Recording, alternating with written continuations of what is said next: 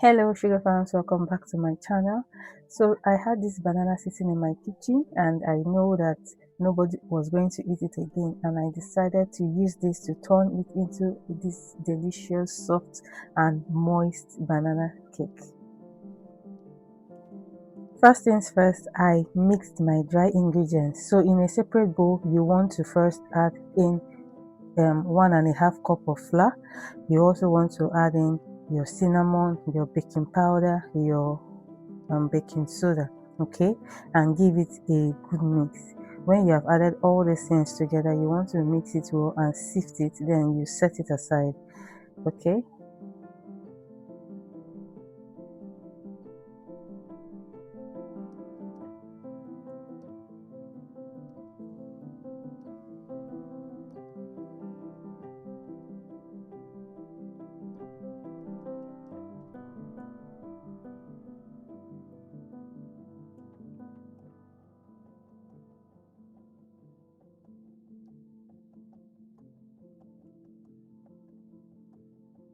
In another bowl, what you want to do is to mash your banana first, okay. So in a clean bowl, add in 3 of the bananas. You can add in 4 if you want extra flavor of banana, but 3 is okay. 3 good bananas and they should be ripe. So you want to beat them to chunks using either a whisk or a fork, either what you have. Then you mix it or mash it well. Then me, I like to have chunks of banana. I don't want to mash it to be very smooth, like smooth. I like to have chunks of banana in the bread, in the cake, sorry, when I'm eating it. So but if you don't want it, you can mash it to be very, very smooth before going on to the next step.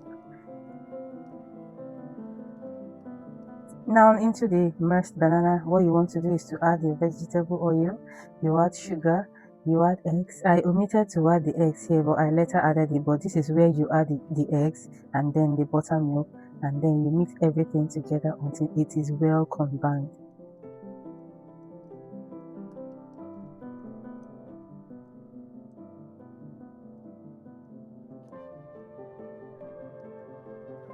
So you can either sift your flour before adding it here, or you can sift it directly into your wet ingredients, just the way you see me doing in the video.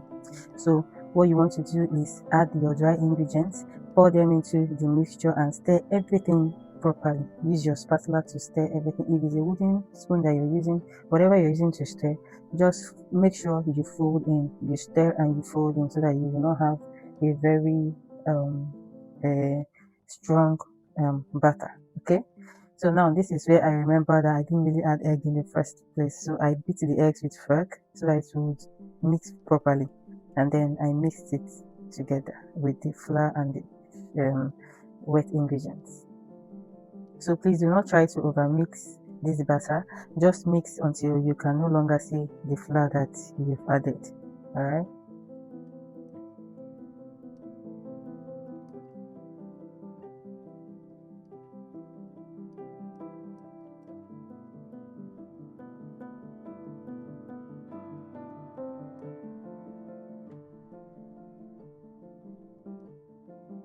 After mixing, you can see the chunks of banana in it. That's what I like. That's what, and nobody has complained the way I make this. So I also add a handful of chocolate chips. If you can omit this part, if you don't have chocolate chips at home, you can add mixed fruits if that's what you have. You can add granite or cashew nuts if that is what you can even add granola if that is what you have. But I wanted to just use chocolate chips for this. So after you have done this, what you want to do is to pour it into your pan and top it with bananas and chocolate chips or whatever toppings that you have, and put it in the oven to bake at least for 30 to 1 hour, okay, 30 minutes to 1 hour depending on the temperature of your oven. After you've baked it, bring it out, allow it to cool, then you cut into it, and you have a very moist and delicious chocolate cake to enjoy with your family. If this video you found it helpful, please do not forget to subscribe, to share, and to also like and comment in the video. So after everything, this is how the cake looks, so brown and moist. I hope you enjoy this video. Bye. See you in the next one.